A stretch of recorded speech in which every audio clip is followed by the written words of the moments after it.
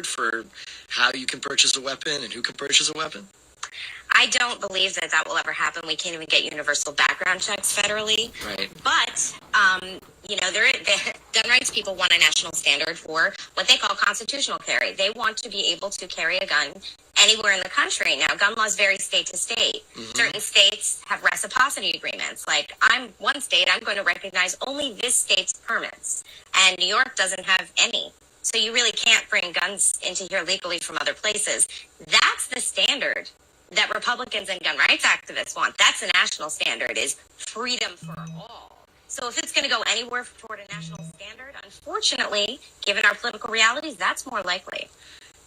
Can you school us a little bit on the AR-15? Both the 18-year-old shooters in Uvalde, Texas, and Buffalo use this weapon. So let's break down a bit about what exactly it is and what it does. You write that there are hundreds of companies making their own AR-style rifles, and that's why it's helpful to think of the AR-15 not as a single type of rifle, but as a weapons platform. What does that mean? AR-15s have a few features in common. One of them is a detachable magazine. And then there's one of 5 possible features that define it. A folding stock, which means the back of the gun can hinge and fold, so it's smaller, and the theory is more concealable. There's a bayonet mount is one of the features, like mounting a knife on your gun. So there's a federal definition of what it is. A semi-automatic rifle is basically a rifle that the energy from the bullets immediately reloads another bullet. So it cues up that bullet right away, which is why you can fire so fast. So you have the old style semi-automatic rifles, which are, Rugers, and they're wooden. And then you have what looks like, war games.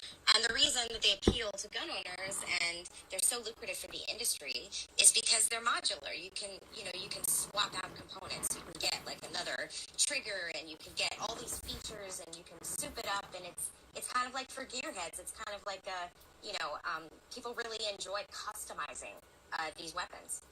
Right. I was struck by the White House briefing the other day. A lot of people may have already seen the viral clip of actor Matthew McConaughey speaking at the White House press briefing on Tuesday. The one that's making a lot of rounds explains why how one child, 10-year-old Maitai Rodriguez, one of the massacre's victims, was only identified by her green Converse sneakers. But there's another part of that speech I'd like to play that concerns the AR-15 specifically. Let's take a listen to about 35 seconds of Matthew McConaughey the other day. These bodies were very different. They needed much more than makeup to be presentable. They needed extensive restoration. Why? Due to the exceptionally large exit wounds of an AR-15 rifle. Most of the body is so mutilated that only DNA test or green Converse could identify.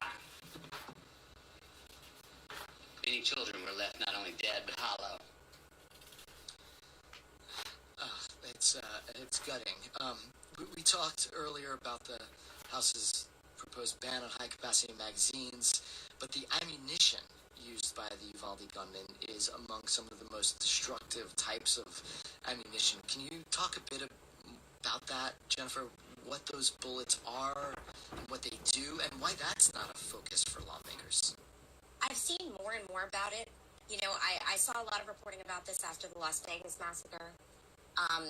I see now a lot of demonstrations where, researchers are showing bullets going through gelatin, and you see the handgun slug, and it cuts a path directly across the gelatin, and then you see the rifle round, and it creates a shock wave where it destroys flesh from a few inches away from the entry wound in all directions.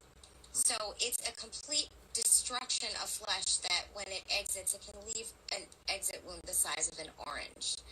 Rifle rounds obliterate human tissue. And that is why the details of that hearing yesterday, where children were decapitated by these rounds, people are starting to be more forthcoming, I've noticed, with these details. And it's because they want to show the damage that does. I cannot imagine the first responders who walk into these scenes. I think about it every time. When it's adults, they hear the cell phones ringing and they see the mangled bodies, and that's something they can never get over. When it's children, I cannot even imagine, because you have smaller bodies, so these bullets do even more damage to those small bodies. I mean, the first responders, it's got to stay with them until the day they die. It is more dramatic than any other image you can possibly conjure up. Unbelievable. I'm Matt Katz, filling in for Brian Lehrer. This is WNYC FM, HD, and AM New York. WNJT FM 88.1 Trenton, WNJP 88.5 Sussex, WNJY 89.3 Netcong, and WNJO 90.3 Toms River. This is New York and New Jersey Public Radio. Jennifer, I just had one more question. You guys at the Trace had a scoop yesterday regarding New York's body armor ban. And the legislation was signed by Governor Kathy Hochul a few weeks after the 18-year-old gunman killed 10 people at a Buffalo supermarket. According to reports, the body armor he was wearing had deflected a security guard's bullets at the entrance of the supermarket, and he was able to enter and continue shooting. But you reported that this new body armor ban wouldn't ban the type of body armor that the Buffalo shooter was wearing. Can you explain that bit? Yeah, we started hearing rumblings on social media, that tipped us off to this discrepancy. And when we looked into the actual bill and then looked at the state's definition codified in 2014 of what a body vest is, so the ban that passed was a 2-year-old bill that didn't even refer to body armor, it referred to body vests.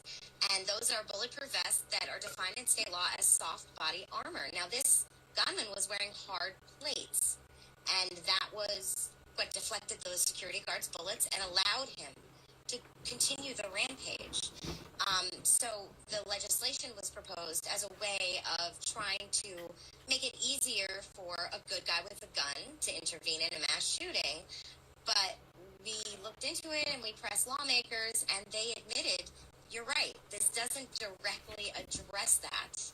But it looks like they are going to go back in January and make fixes. But until then, it looks like you could possibly still buy these hard plates. And a lot of sellers are very confused as well. There's really been no guidance. So this was pushed forward as a solution that really isn't a solution yet.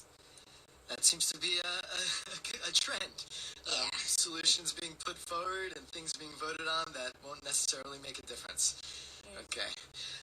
Jennifer, incredible reporting. We're going to leave it there. My guest has been Jennifer Massian, news writer and founding staffer at The Trace. Thanks so much for your reporting, and thanks for coming on the show today. Oh, thanks for having me, Matt. I'm Matt Katz from the WNYC Newsroom, filling in for Brian Lehrer, and I believe we're going to go to the news. But coming up later in the show, we'll tell you about